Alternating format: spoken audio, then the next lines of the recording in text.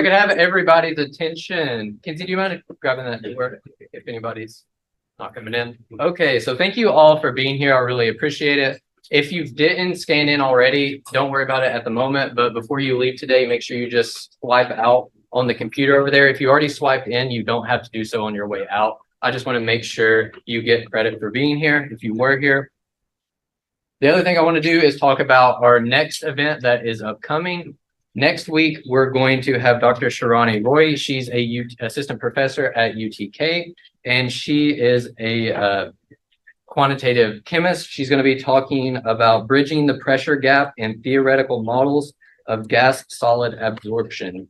So really, really high level chemistry stuff. And I know she has an ongoing lab at UTK. Especially if you're interested in research, it'll be a great thing to come out and attend.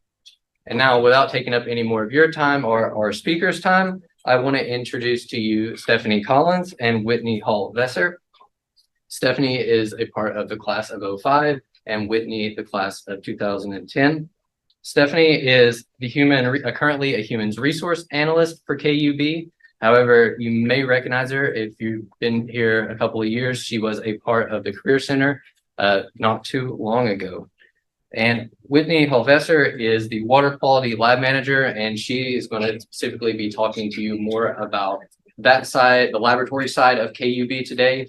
And I believe Stephanie is going to kick us off by giving you a lot of general overview and kind of how to actually apply and be considered for all of these awesome positions. Thank you. How are y'all? Good, good. Okay. Shrugging along through the semester, right? Like we're making it. I see.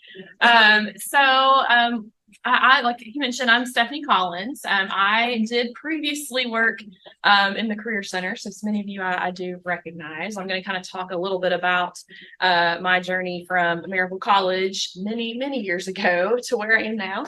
But I'm joined by Whitney Vesser, and she and I are going to talk to you a little bit today about some opportunities at Knoxville Utilities Board and some ways that if you're looking for a student opportunity or if you're already thinking about those full-time opportunities after graduation, we're going to kind of talk to you a little bit about some opportunities across the whole organization. So just a little bit about me, because I always think it's really interesting when I hear other alums talk about how did you get from, eating lunch in Pearson's cafeteria every day to, having a career. So my story is very unique in that I am doing something a little different than I joke. I say, well, kindergarten and human resources is pretty similar, so maybe not too much different. But I did start as an elementary education major, child development with licensure at the time. I wanted to be a teacher. Teaching is my heart. And so I started in that, and that's where I got my degree. And I actually taught in Maryville City Schools for about 15 years and taught everything from kindergarten all the way to 7th grade. And had my two girls kind of along that way and along that time. And so in 2021, I decided to look at some other career options. And there was an opportunity in the Career Center being the internship and equity coordinator there. And so that's how I ended up back at Maryville College. And then through that job, I loved working with students. I loved being back on campus. But I also got to meet a lot of really great recruiters and a lot of other folks from other organizations. And so I met some folks at Knoxville Utilities Board, and through some classroom visits and through our career fair, and just got really interested in kind of the analytical side of things. And so that's how I ended up where I am now at Knoxville Utilities Board. So my husband's also an alum. He graduated in 2004. He was a math major and a physics minor, and he now works at Tennessee Valley Authority. He works on their project management side of things as well. And Reese is 13, Rory is 6, and you can tell they love, we come back to homecoming every year. So we'll be back again this year. We love being back on campus. So let's talk a little bit about KUB, because if you're like me, when I was in college, I didn't even know, I might have known maybe where my parents paid their utility bill.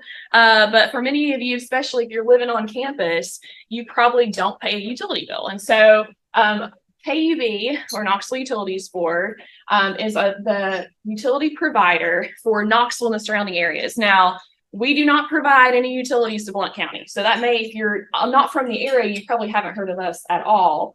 Our line, our customer line kind of stops right there at the Blount County, Knox County line. But we actually are really unique. We're one of the only utility companies in the country that provide 5 utilities to our customers. So electric, fiber, natural gas, wastewater, and water. So you can see a little bit of some facts about us, established in 1939. We are an independent municipal nonprofit, and we are governed by a board of commissioners. And those commissioners help dictate and make some decisions for our organization. And then those are then handed over, and our CEO and our senior staff, our senior vice presidents and vice presidents who are pictured here, also help in the decisions for our organization. So a little bit about our territory, our service territories. So here, I'm just going to kind of roll through some statistics here, just so you can kind of see how large we span. So it's not just Knoxville. We actually touch Knoxville and 7 surrounding counties with our utilities. Electric is our largest. We have over 215,000 electric customers in Knoxville and surrounding counties. Natural gas, you can see where our customer reaches there. Our wastewater service area, our water, and then finally, our newest utility we just added. We're actually in year 2 of a 7-year build, where we are actually going to be able to provide fiber to all of our electric customers. So you can see all the folks that are there in that red. Eventually, we'll have fiber. 1 gig up and down, $65 a month. It's like the best, it really is the best deal in town. And what's really cool is that we've been actually able to provide fiber to some of our really rural counties. Claiborne County, we were out toward like Tater Valley. If anybody knows where that is, they now have fiber, which is really exciting. And so what we found during COVID is that high-speed internet is in fact a much needed utility. And so not just, we of course we need electric, we need water, we need wastewater, but we also need high-speed internet. And so that's why we are in the fiber business, which is really exciting, because now that we have fiber and we're in a competitive market, because all these other utilities, we don't compete with anybody. If you're in our service territory, you get water from us or electric from us. We didn't have to compete. But now that we have fiber, we are in a competitive market. So we now have a marketing department that's brand new over the last 2 years. So we're in a really interesting phase, lots of growth and development, lots of new positions that are being added every year. So here's a little bit about a day at KUB. So you can see we have just with our MVW, our water treatment plant up there, and one of our plant supervisors, we do river cleanup, and we have volunteer hours that our employees get to use every year. So there's some stats there. We do mail out 10,000 bills a day. Some people still get paper bills, believe it or not. There's a little bit more about our water and wastewater and how much we process. Of course, those numbers fluctuate, and Whitney's going to talk a little bit more specifically about the water side of things. But what I kind of wanted to hone in a little bit today for you all is the student program at KUB, because this was what was really interesting to me coming from the Career Center, knowing lots and lots about internships. I thought that KUB's was really interesting and a little bit different. Okay. And so our student program is not an internship program. It's a part-time opportunity. So we have lots of students that will start with us their sophomore, their junior year, and then stay with us if it's a good fit for them and it's a good fit for us. They'll stay with us all the way until they graduate, which is really great because you can see a lot of those projects and things all the way to completion. And many of our students get hired on full time at KUB. That's the goal, is that we want our students to be able to come in, learn more about the culture, learn more about KUB, and then want to stay with us. And then that's just the best case scenario, is that they get to stay with us full time. So you can see a little bit more specifics. It's part-time. That means 15 to 29 hours a week. That's Monday through Friday, okay, for most of our student positions. You must be enrolled full-time. Maryville College is easy because y'all are all enrolled full-time. That's kind of how that works. For some organizations, it's a little different. You must maintain a 2.5 GPA. And then you can stay at KUB through graduation. And our students are not just going to get coffee, hey, go grab donuts for the team. That's not what they're doing. They're doing the same full-time projects, or same projects and programs that our full-time employees are doing. And so our students are a really vital part of what we do at KUB. And as soon as we have a student graduate, I have managers calling me like, hey, we need to fill a student position. We need another student. And so I'm going to share with you kind of toward the end of the presentation, some student opportunities that I have open right now, and some that may be coming up in the future, and kind of how to get involved with those. So we have several departments. Since we have 5 utilities, we have lots of STEM opportunities. And so I know that you guys being Scott Science Scholars, that's the focus, right? You all are in STEM related majors. And so that's what I'm going to highlight today. So these are some of the departments that have those STEM focused opportunities. Okay, so we have safety and technical services. So those folks have safety specialists that are in charge of all of the safety regulations for all of our construction departments. And they also are involved in all the environmental and regulatory compliance. And so we actually have an environmental and regulatory specialist posted right now that we're looking for someone for that department. Engineering. So we have 5 engineering departments at KUB: electric, water, gas, new service, and again, fiber, because that's brand new for us. And so we have a lot of engineering students that work with us at KUB. And again, they're a vital part of what our engineering departments do. So if you're an engineering student, I actually have an engineering co-op, which is a little tricky for Maryville College students. I understand that. But I also have an part-time engineering student in our our water systems engineering. So if that's something that you're interested in, I'll be happy to talk with you more about that. Our information services or IT department, we have developers. We also have our help desk, which is where a lot of our students start. So the first number I learned when I started at KUB was the help desk number, because that's who I call when I have computer issues, and they help troubleshoot, walk through that. Plant operations. So we have one water treatment plant, drinking water treatment plant, and 4 wastewater plants in our in KUB. And so that department has all of our analysts and our plant operators there. And that's very heavily connected to labs, which is what Whitney's going to talk about here in a few minutes, and kind of how you're going to get to see some cool videos and how that's connected. Of course, our accounting and budget, so math, accounting. I know accounting and finance is a little bit different, a little bit separate, but I know some of you that are kind of in that more math focused field, that may be something interesting to you.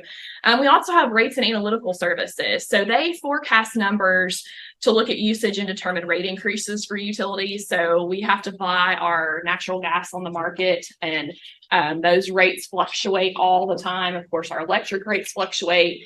We buy our power from TVA. And then we distribute that. We're power distributors, so we distribute that power to our customers. And so TVA dictates our rate. So therefore, then we have to kind of come up with a way to be able to share that with our customers. And then last but not least, our labs and regulatory compliance department. And that's what Whitney's going to talk to you here in just a second about, and tell you a little bit more about how it's related to our water quality and our wastewater treatment plants, and maybe some opportunities that will be available to you. So I'm going to turn it over to Whitney and let her talk about that. Thank you, Stephanie. You are welcome. So like she mentioned, I'm from the Laboratory and Regulatory Compliances Department. My career path kind of only touches the water and wastewater or sewer side. So that's mainly what I'll be focusing on. But before I get into it, I'll just say, like, it's incredible the amount of like subject matter experts and top-notch employees it takes to keep a utility like KUB running. I think, how many are there employees? Like 1,200. 1,200. So I'm just a teeny tiny piece of what makes the whole thing run, but I've had a really great career. But before that, I was a Maryville College graduate of 2010. I majored in biology and got a chemistry minor. I spent a lot of time in Sutton Science. So walking through there today, it was like she said, it was like a time capsule, just going back in time when I had all those labs. But I really enjoyed my time here at Maryville.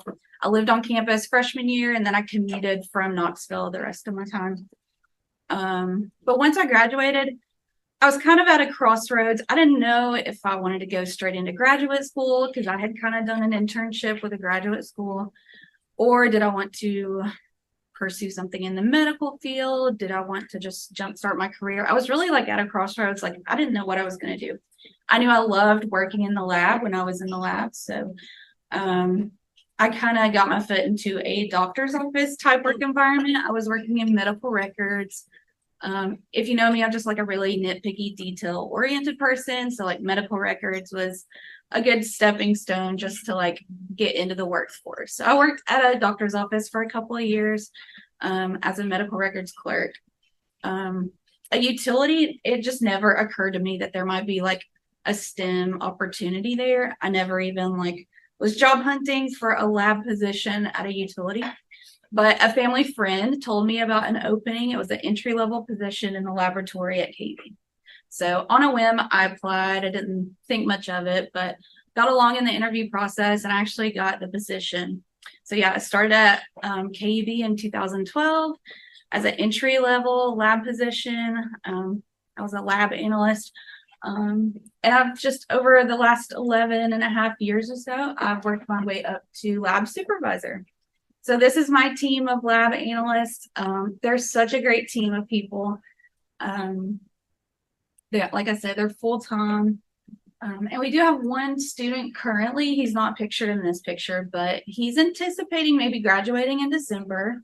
So there may or may not be a vacancy come open in January. But like Stephanie will tell you, definitely keep an eye on openings.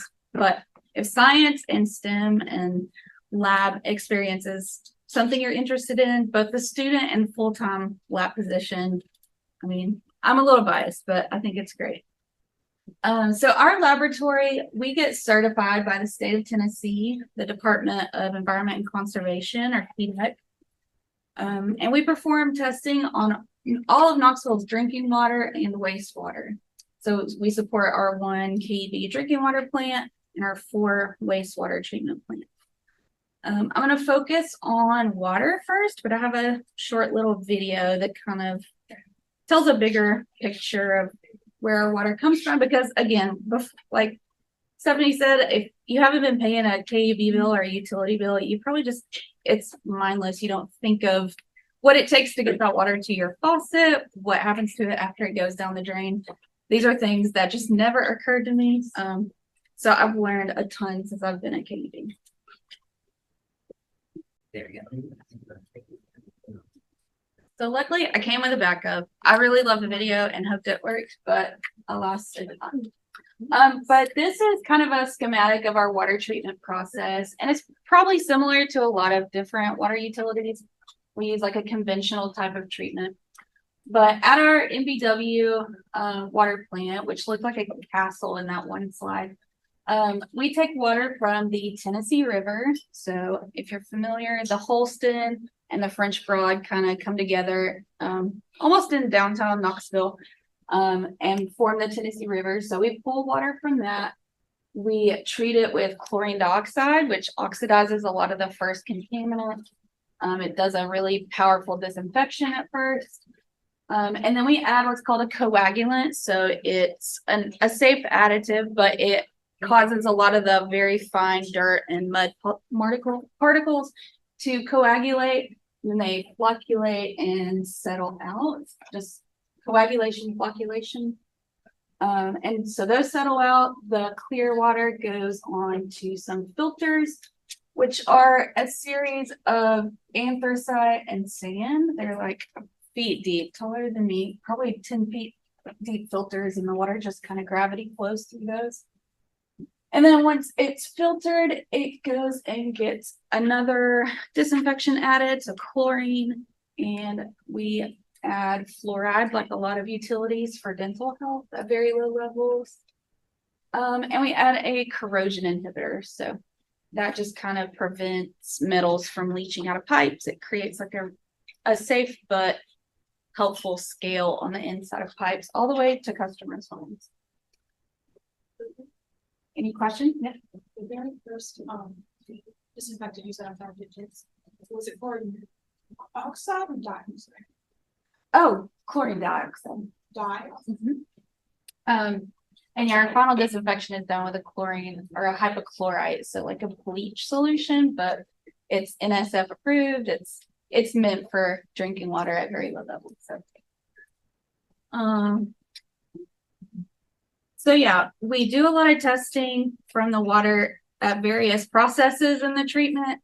But we also test samples, even like out in the distribution system. So we got to get the water from the water plant to people's homes and businesses.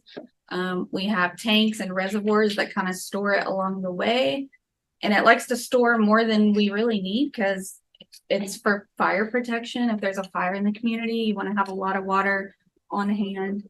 But we have to balance that with water quality and water age. So we want to have extra water, but not too much that's going to like sit and get stagnant. So it's a very delicate balance, and engineering gets to work a lot with like the hydraulics part of that. So it's really cool.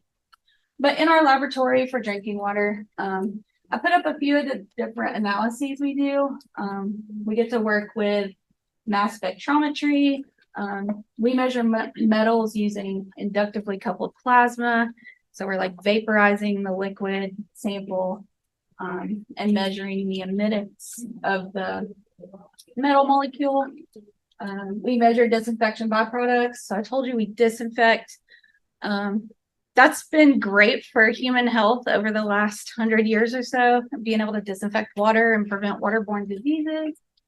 But with disinfection does come a little risk.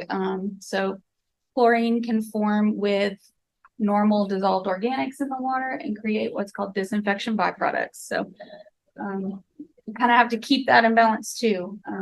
Where there are really strict limits set by the EPA and TDEC, but we make sure our disinfection byproducts are beneath that limit.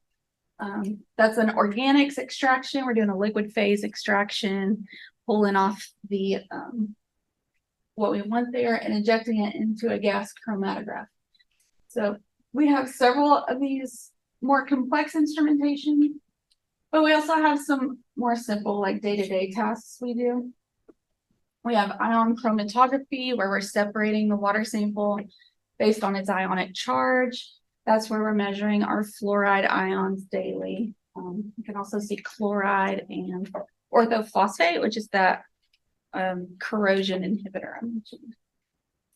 And then if biology is your preferred field, which was where I kind of started, we do a lot of membrane filtration, looking for total coliform bacteria at multiple steps in the treatment process, just to make sure our disinfection is effective and making sure we're providing safe water to the community.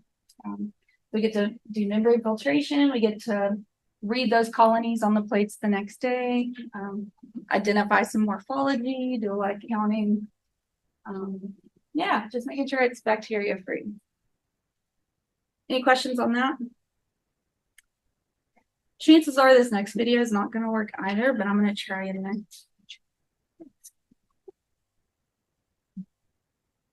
This one was kind of switching gears to wastewater.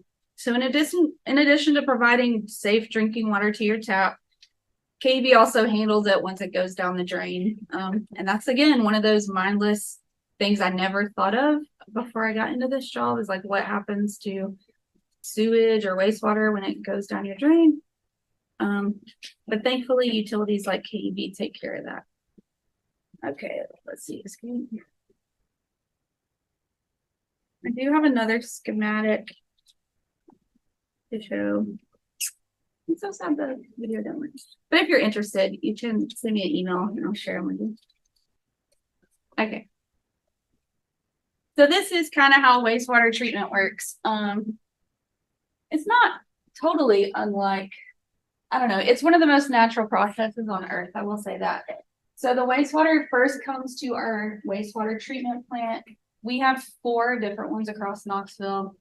If you go to the UT campus a lot, there is one right next to like the soccer and volleyball, baseball fields. So you'll see a lot of these big aeration tanks, but it comes into the wastewater treatment plant. And first it removes all of the large solids, the items that float, they get skimmed off. And what's left is some stuff that has to go to the landfill, but some of that gets sent to another process where solids are managed. I'll get back to that. But the liquid, it is still pretty dirty. It's got a lot of dissolved organic matter. And we actually get to add microorganisms to that and aerate it. We put them in these aeration basins. and the microorganisms get to work and they do like 95% of the cleanup. It's incredible. So that's why I like to say it's one of the most natural processes on earth. The bacteria do a great job just cleaning up that water. When those bacteria are full, they will clump together and settle out, and they will, on the very top, like blue clear water, the clear water will go through this contact tank where it's being in contact with chlorine, removing all the residual E. coli, anything, and then it gets returned back to the river. We like to say we're returning it to the river cleaner than the river itself. So that treated liquid is pretty exceptionally clean. Now, I would not drink it. This is not like a water reclamation plant. We're not set up to do that, but it's definitely clean and suitable for going back to the river. The solids treatment part is really cool too. That solids gets pumped to what's an anaerobic treatment train. So a lack of oxygen, it's bacteria again doing the work, and it's just breaking down those solids and getting it into a more inert kind of material. But it gets centrifuged after about 30 or 40 days. Centrifuge, and it's almost like a really nutrient dense soil. So KV provides that to local farmers who want it. They have to apply for it, but we provide it to them as free fertilizer. It's called biosolids. So that's really cool. That's what happens to the solid waste. And then this is on here, but that's only for like high flows. So if you think of like a big rain washing a lot of water down into sewer manholes, sometimes that does cause more flow than a plant can handle. So we do have a process to kind of keep things running when the weather has other plans. Any questions on wastewater treatment? You guys are easy. Okay, so as far as our lab wastewater analyses, I would almost say we do more wastewater analysis than drinking water just because we have the 4 different facilities, but it's right up there with how highly regulated water is. We want to protect our environment and make sure what we're putting back into the rivers is safe and we're not doing any damage.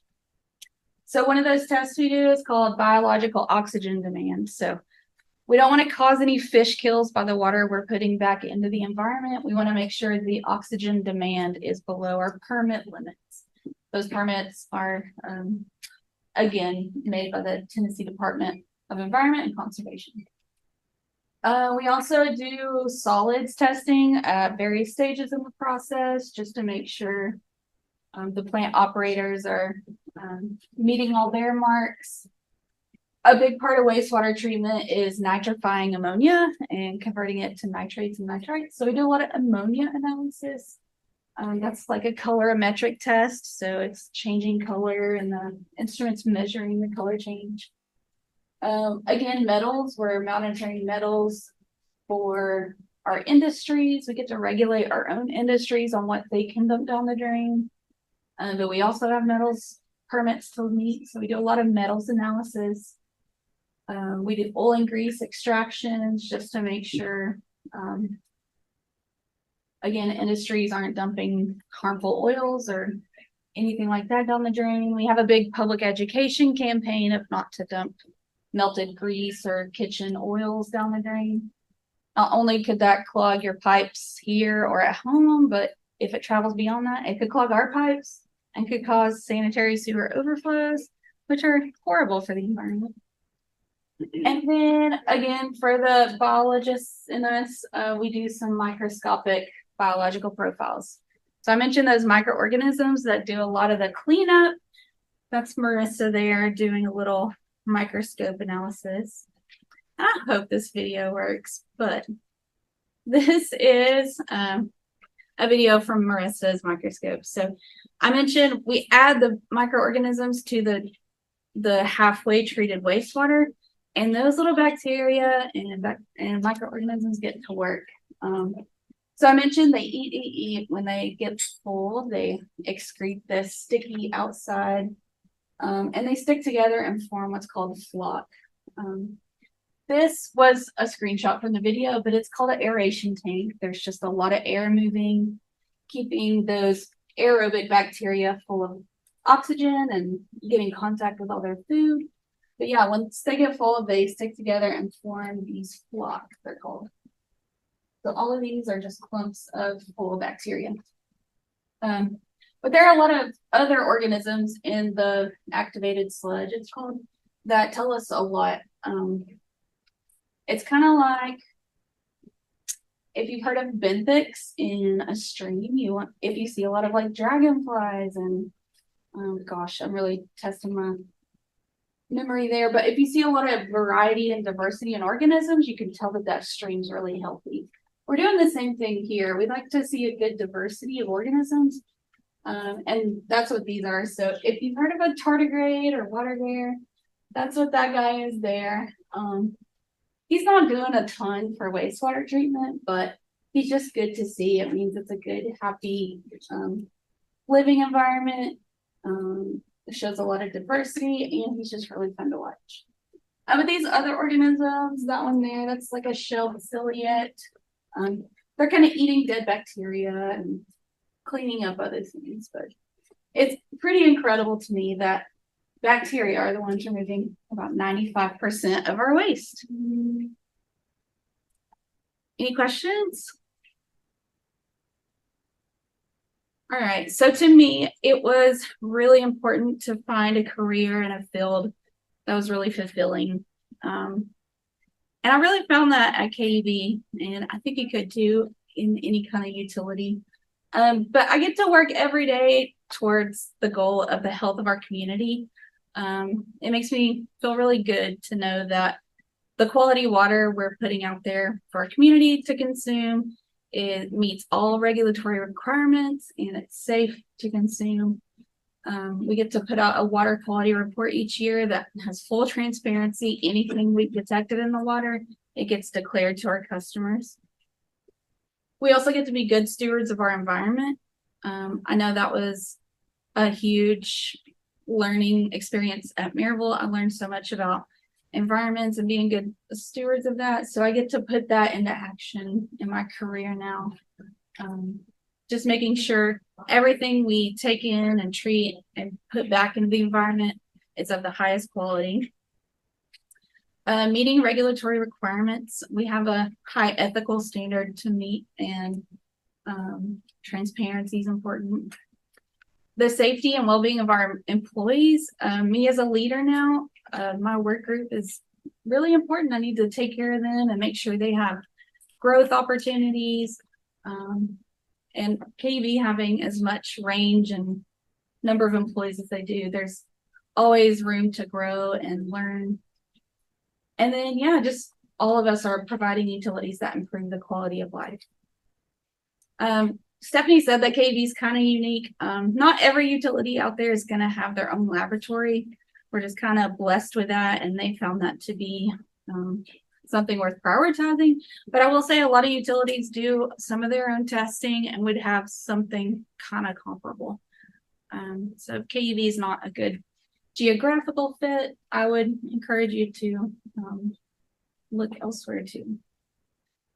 And Stephanie, you may have to take over here, but this is what a vacancy posting would look like. Yeah.